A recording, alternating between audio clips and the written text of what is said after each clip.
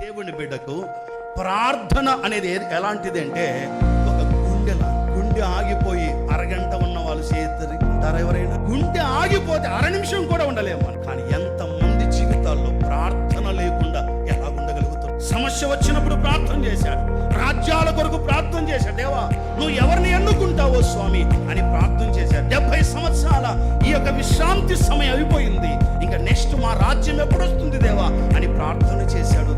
తన రాజ్యము కొరకై, తన దేశము కొరకై. వినండి, క్రైస్తవులమైన మనం, దేవుని పిల్లమైన మనం మన రాజ్యము కోసం ప్రార్థన, మన రాష్ట్రం కోసం ప్రార్థన చేయాలి. బైబిల్ ఉంది కదండి, ప్రార్థన ఎలాంటిదట? దేవుని తిమోతి 2వ పత్రిక 2వ అధ్యాయంలో రాయబడిన మాట ఏం రాయబడింది అక్కడ?